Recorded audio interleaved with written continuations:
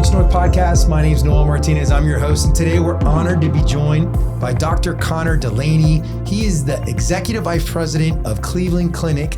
He's also President of Cleveland Clinic, Florida. He is an internationally recognized colorectal surgeon, researcher, and healthcare leader who now oversees Cleveland Clinic's expanding their presence all over Florida. Today, we're going to talk a little bit about his journey from Ireland to coming over here to Cleveland Clinic, Florida, the mission that drives their work, some exciting innovations in care, and of course, what the future of healthcare is going to look like here in Palm Beach County. Dr. Delaney, thank you so much for being here and welcome to the show. Oh, Noel, thank you for the opportunity. I look forward to the conversation. So I want to start by learning a little bit more about your personal journey.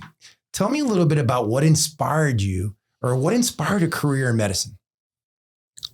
I think it probably started in childhood. My dad was actually a surgeon, so I was exposed to surgery and medicine, from early childhood.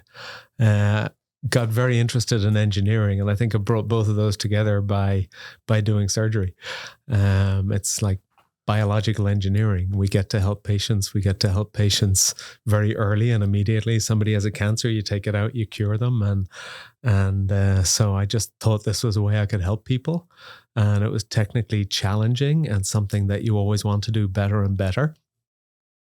And you can help populations of patients. And it just brought me into a fantastic field and space and working with teams and ultimately helping people. So you mentioned your dad was in medicine as well. What kind of medicine did he practice? So funnily enough, he was a colorectal surgeon as well. So it was why I did not want to do colorectal surgery. I wanted to be different. There must be something genetic in there. And here I am doing colorectal surgery. So it's colon cancer and Crohn's disease and rectal cancer and things like that.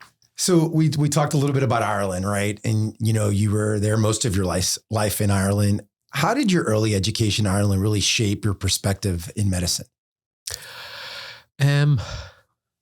So one of the many fantastic things about Ireland, but one of them is the standard of education there. So, University College Dublin, where I studied medicine, was just a really good academic place, gave you a really good foundation.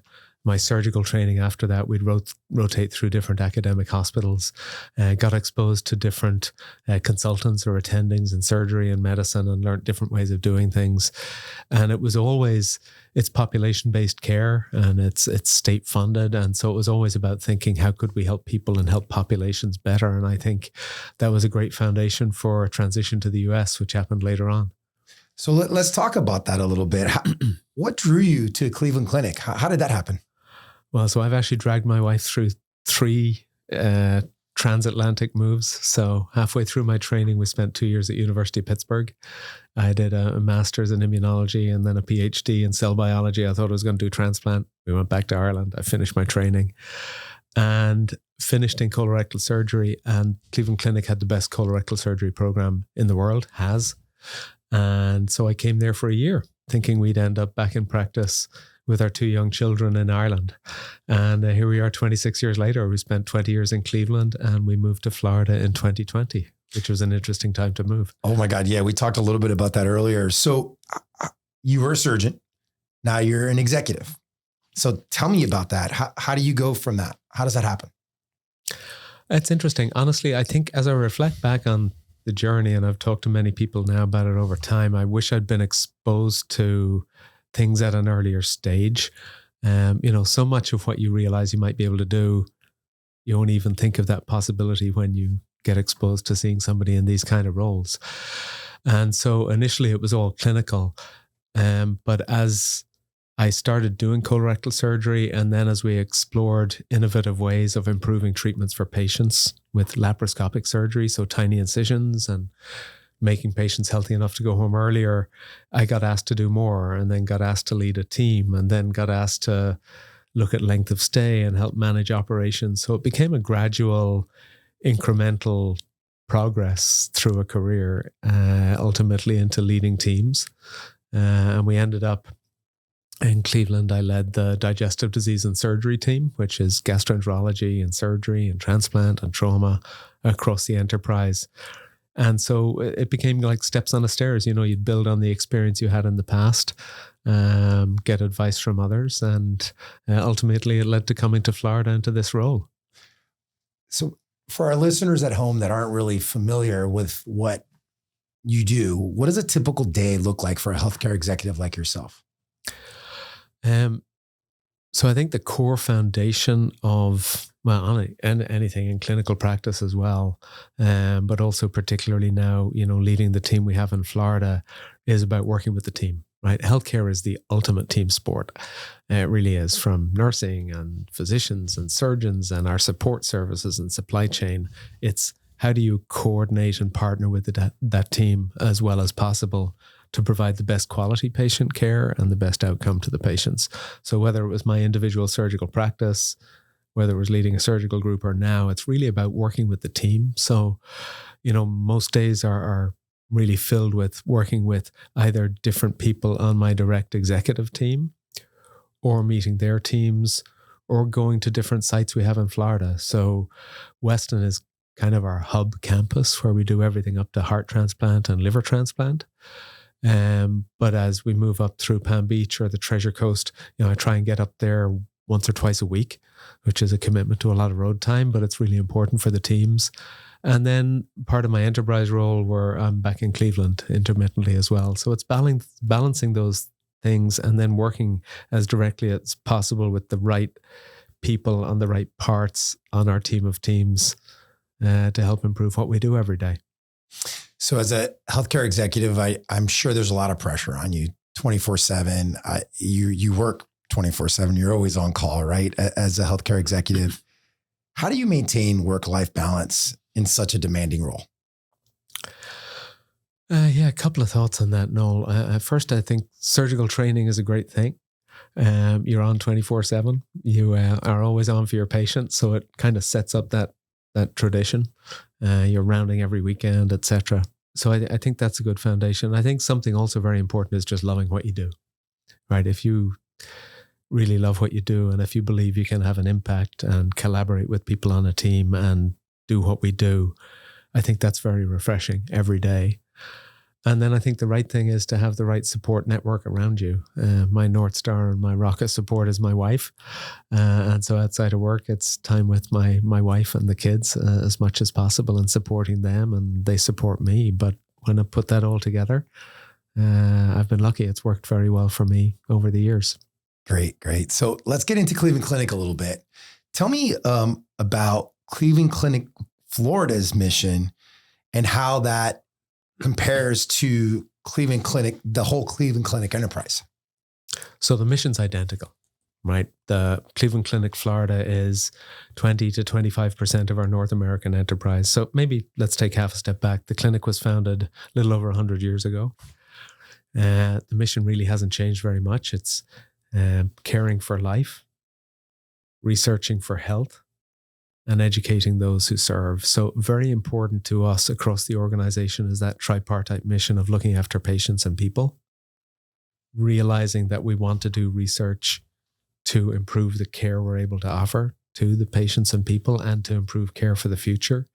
And then if we don't educate the next generations, there's going to be nobody around to look after us. So the mission's identical across the organization. We've 16 hospitals in Ohio. Main campus where I was for most of my career. We have a hospital in London for the last few years. We have a hospital in Abu Dhabi for 10 years. And we've had a presence in Florida for a little over 30 years, but primarily down in Broward County. And so over the last 6 years, we've expanded by being joined by hospitals in Martin and St. Lucie and Indian River and expanding our Palm Beach presence. And we can talk about that more in a bit. The mission's the same everywhere. It's caring for patients, research, team, and we've got identical values, etc. And ultimately, in the core of it is providing the best place for care for patients and the best place for teams to work. And as long as we can do those things, we know we're going to be succeeding. Let's talk a little bit about patient care. What makes Cleveland Clinic's approach to patient care so unique? I think it's the core philosophy. And you asked me earlier why I came to the clinic, and it was the initial thing was for colorectal surgery. Great, like the place for that. I think what's kept me there is the core philosophy. And it's a couple of things. First, it's a philosophy about teams and integration. So it's gastroenterologists, working with surgeons, working with cancer specialists, working with radiologists to provide the right care each patient needs. It's not about what I want to do or what somebody else wants to do. It's about team-based care to optimize the care we provide to each patient. And I think the second thing, apart from the, absolute patient-focused team-based care, is that we're an organization that always is looking to do better. We're very good. We get ranked and rated well. We've got wonderful people on the team, all of those things. We're always trying to do better. And we know we're not perfect all the time. But the goal is always, whether a new hospital is joining us or whether we're opening a new hospital, to set up this Cleveland Clinic model and philosophy of care that's around the patient. You talked a little bit about you're ranked and you're rated well. What are some of the most significant milestones or even achievements that Cleveland Clinic Florida has had in the recent years? Many. I mean, some that jump to mind. Let me think of the different hospitals. Weston. So Weston, I mentioned earlier, it's kind of our hub. It's south. In Ohio, we're able to have a central main campus and everything spread around. A little bit different here at the moment. So it's where we do everything up to including heart transplant and liver transplant and the most complex reoperative surgery. Weston, again, was ranked by Newsweek as top hospital in South Florida, second best hospital in all of Florida. It gets ranked very highly by US News, top hospital in Florida. Vizient is one of the rankers and raters, which we actually like because it gives relatively recent data. Some of the rankers and raters kind of are using data 3 years old.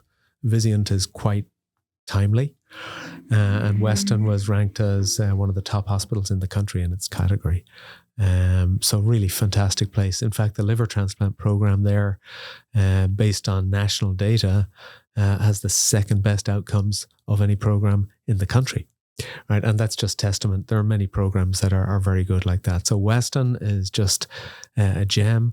The other hospitals that have joined us now and are fully part of Cleveland Clinic Florida, Martin and Indian River, are also scoring very well. Cleveland Clinic Martin Tradition Hospital, for example, also ranked by Vizient, won a national award just a couple of weeks ago. Indian River scoring very well, has some of the best cardiac surgery outcomes in the country. As does Martin North, which had one of the best stent outcomes in the country. So honestly, there's just a variety of awards across the outcomes for the patients, which ultimately is the care that we provide. So I'm very, very proud of what the team are doing. Yeah, it's a lot to be proud of. So what role does your healthcare system play in community health outside of the hospital walls? So a couple of things on that. So obviously we're a not-for-profit healthcare system, right? The goal for us is anything that we do is immediately invested back in the organization and the community and the patients that we serve ultimately. And so part of that for every not-for-profit hospital is that one does a community health needs assessment every 3 years. So that means that we're working with everybody from local government through community groups, through patients to find out what are the optimal needs for that community. So we've principals across the organization. We've a team who manage and lead this across the organization, but we try and modify it to suit each community as well as possible. And so the themes would be usually around food insecurity, around behavioral health, around access to care and education. And so we try and balance it and partner often with local programs or support them or set up programs, again, to have specific programs for each community. So we've talked about some milestones. We've also talked about some ways that you guys support the community. Another big part of your story is innovation. Mm-hmm. So tell me how research and technology are driving the future of care. And what is your role in that? So at this stage, it's leading the team and, helping the teams do things. But if I reflect back a little bit on my career, or early in my career, we helped develop and then teach nationally and internationally some of the techniques that allow people to do minimally invasive colorectal surgery or cancer surgery more easily. So instead of having a 10, 12, 15-inch incision up and down your abdomen, you had a couple of half-inch incisions.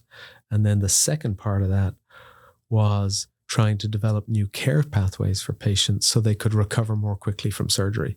So instead of spending a week in a hospital bed and then standing up and going home extremely weak and frail, we were able to get patients home in 24 or 28 hours taking Tylenol only. And they do much better. That's crazy. In hindsight, it's not a big surprise, but back then it was revolutionary. So there's a couple of perspectives to the innovation in care, and some of it is in that care delivery model to optimize and improve that. And then some of it's in the research, like basic science. So for example, as part of our Florida 5 hospitals and 40 outpatient centers, we also have a research and academic center up in St. Lucie County. And that does basic science research in cancer, and infectious disease. And so that's at a very basic science level, thinking of how can we develop the new drugs or the new vaccines or whatever it is to bring care to the next level. So we do all of those things to try and, come up with new ways of looking after patients better and then spreading them through the community, region, country, world, depending on what that program is. All right, so let's stay on that innovation topic a little bit. I'm hearing more and more about patient care at home. Do you have any special programs for that? Yeah, we do actually. And I think it's actually quite an exciting area of where care can go in the future. So when you think about patients who need in-hospital care, that's what I'm going to focus on for this. Obviously as hospitals grow or build, and yes, we can build in Palm Beach County, but if you have a hospital somewhere else, to expand that hospital is pretty complicated. So I talked earlier about some surgical innovation where we can make surgery less invasive and get people home earlier. Well, we've evolved that thinking now to actually having patients who are sometimes coming in through an emergency room or other reasons to come into hospital, to set up an environment in their home where they can get hospital level care at home. So it's now actually being increasingly done at a few places across the country, but we were very early into this space. And I believe we have the largest program in the country now. And it was started by Dr. Rick Rothman, who's our president for the Indian River Hospital in Indian River County.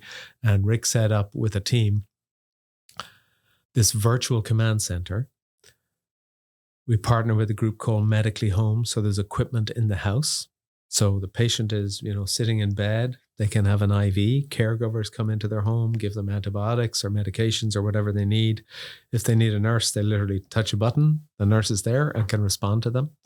And we can provide hospital level care. And we've now been able to expand that. So we serve patients across the entire Florida market that we have. And it's just about to expand to Ohio. And what we're finding is that patients love it. How could you not? Your own bed, your own food, and all of that kind of stuff, although we provide the food support. And the outcomes are wonderful. So we're able to provide true hospital level care at home in an environment that the patient's comfortable with. And we're finding we learn other things about the patients. The patient who may have been readmitted because they hadn't been taking their medications properly, you realize when you mightn't have realized in a hospital that it's a vision issue or it's a reading issue that they mightn't have wanted to admit. So the nurses are learning things about the patients and ultimately allowing us to provide better care to other patients. So it's something I think we're going to hear more about in the future, and it's a really exciting development in care.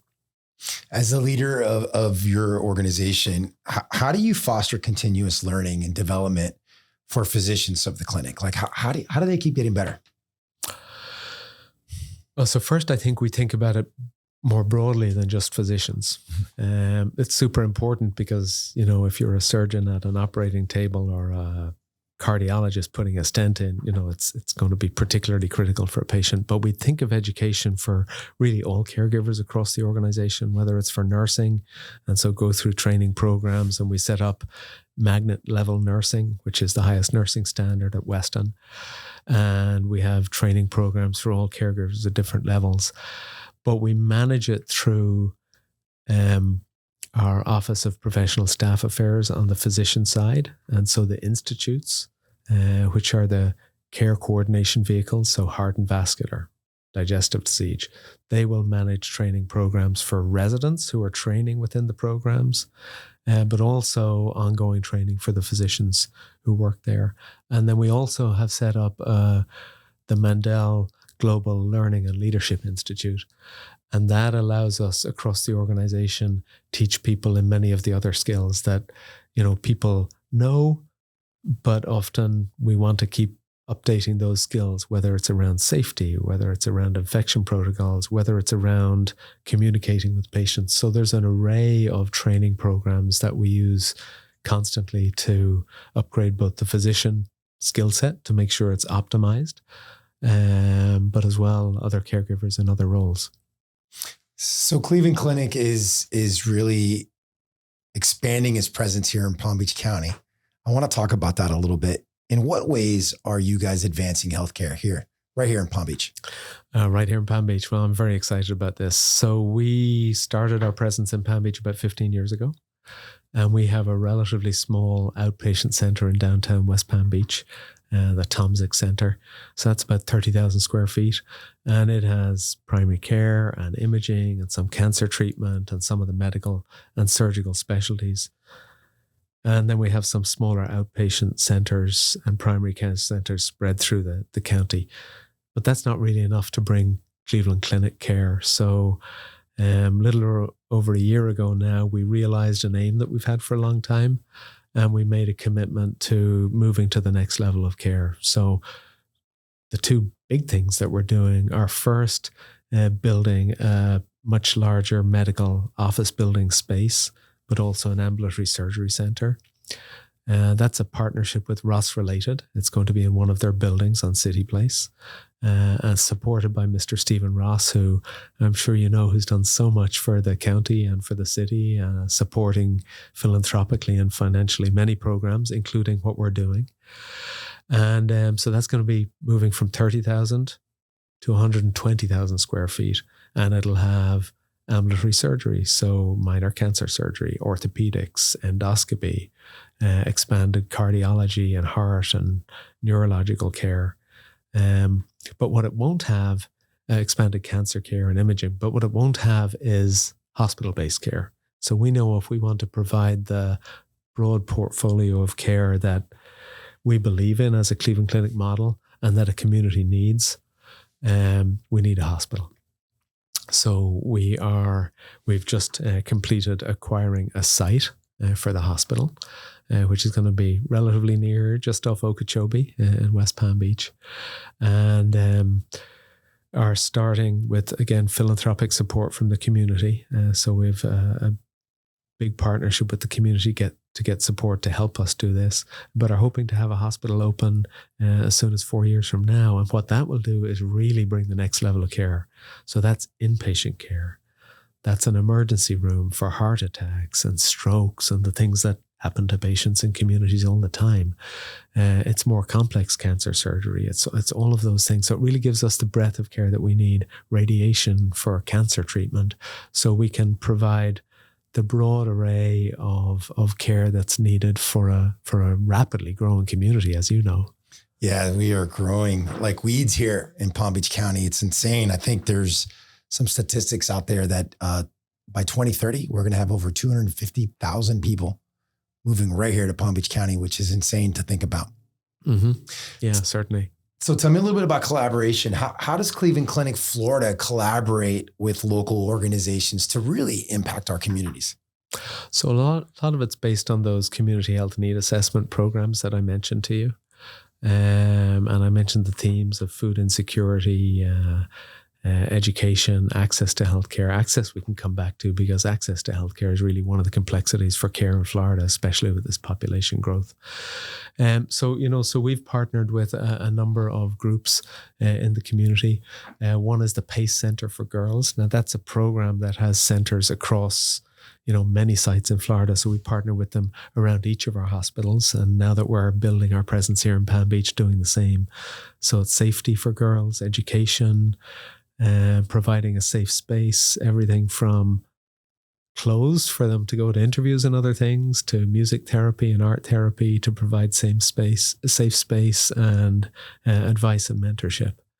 And there's a number of other programs that we have as well that we're partnering with the community, really working to support, the homeless and food therapy.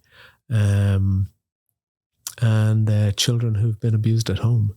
So we're partnering in lots of different areas. And part of what I probably didn't mention enough before is the other theme of behavioral health, right? Safety for children, behavioral health for children. These are really complex problems at the moment for pretty much all communities.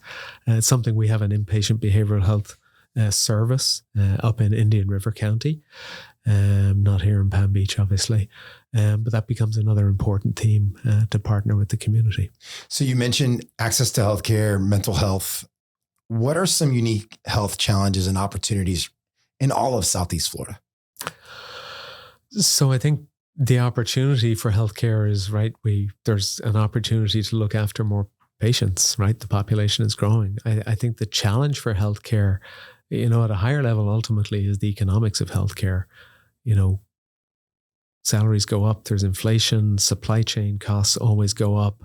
And yes, healthcare is expensive, but with our American model that we live in, we obviously need to balance the books and how we provide care. That becomes a challenge, I think, for many organizations in providing access. So that's why I think it's important that a world-class team like Cleveland Clinic is investing in the growth of a hospital and an outpatient center, and particularly then bringing in physicians. We obviously partner with physicians in all of the areas that we are across the US, honestly. But we also will attract in talent and often, national or international authorities in a space to be leaders in a clinical field, to really provide the best care, whether it's orthopedics, whether it's cancer surgery, whether it's cardiac surgery. And so I think that's one of the exciting things that we are bringing and plan to bring more of. And particularly, obviously, with our conversation now is, the impact that will have on Palm Beach County. And I think it's going to be significant, bringing in Cleveland Clinic, world-class care, hospital, expanded outpatient presence, and specialists who can provide absolutely top care to people who, won't need to travel to other places for care. So let's talk a little bit about that talent. How do you find that talent? Where do you find the best doctors, the best nurses? Where do you get these guys from? So it's a mix, right? So if I think of the Treasure Coast or some of the expansion of hospitals we've had in Ohio, there are great people everywhere for a start, right? And I think that's an important realization, whether they're in private practice or whether in a hospital that joins us. The difference in thinking of Palm Beach is setting up a greenfield site, so to speak. We also get the opportunity to set up the core infrastructure that has a Cleveland Clinic ethos and philosophy. And so when those talented people that may be in the community join and start working there, that's a great running start. But we also have the Cleveland Clinic brand and culture and people like myself and others who know people around the country who can attract people who want to come in to a program like this and work in a place like this. So I think it's multiple things. But yes, we're lucky that we have an ability to attract some really talented people. So let's move forward a little bit. 4 years from now, you're going to be opening a new hospital. 4 or 5 years? 4 years. 4 or 5. 4 or 5 years, something like that, right? It's going to be in that kind of range. Yes. So 4 to 5 years from now, you open a new hospital. What does success really look like for Cleveland Clinic, Florida? That's easy. So we measure our success by the lives that we serve. And ultimately, that's what it's about. It's looking after more people. And we do everything from primary care through, liver heart transplants, so the most complex types of care, but also everything in between. And ultimately, it's about serving more lives. What kind of advice would you give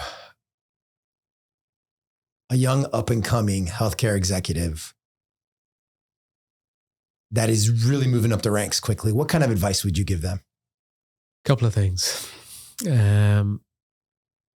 So I think when we provide healthcare, there's a few themes I always think of. We have our mission, we have our vision, we have our values, but it comes down to a couple of things: quality, team, operations, and growth, meaning looking after more patients. So focus on quality. It's always got to be core, front and center of what we do, providing the highest quality care. Team, you can't do it without the team. Operations, you always want to make it more efficient, higher quality. growth. Ultimately, it's about serving more patients. So I think as long as you have those as the core things that you're trying to do, and the thing that ties all of those things together for me is the team that you build, the team that you work with, creating the right environment for your team, supportive of them. And then the last thing I would say to that young healthcare executive, or honestly physician leader or clinical leader or whatever, it's the same, is be prepared to ask for advice and help, right? You may think you know the right thing to do. You may have 3 options, but say, hey, Noel, I have these 3 options. I think this is the best one. Do you agree? And usually it'll be, yes, absolutely. And sometimes it'll be, yeah, but you might want to tweak it. And very rarely it'll be, no, I wouldn't do that. I'd do something else. So don't be afraid to ask for advice. I think it's a strength in people to ask for advice. That's great advice. That's really, really good stuff. All right. So before we wrap up, is there anything that you'd like to leave our listeners with about the future of healthcare here in Palm Beach County? A sense of excitement. I'm incredibly excited about what we're building and what we're going to do, about the team that we have, about the team that we're going to grow, and the breadth of care that we'll be able to provide to the community. So a sense of excitement.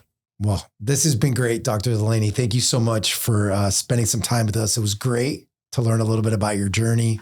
Really excited for the future of healthcare here in Palm Beach County. We appreciate your support and everything that you guys do in the community. Where can our listeners and viewers get more information on Cleveland Clinic, Florida? Probably the easiest way to do it these days is the website. So it's clevelandclinic.org, Cleveland Clinic, all as one word, .org. And it's everything from how to access care to the specialties that can be offered and accessed in all of the different areas we have. And we try and scale the level of service to the community that we're in. Obviously, you're not going to have a transplant program in every outpatient center, but primary care you're going to have as broadly as possible. So you can see what's available and where to get it and look through that on the website. Awesome. Well, thank you so much, Dr. Delaney. This has been great.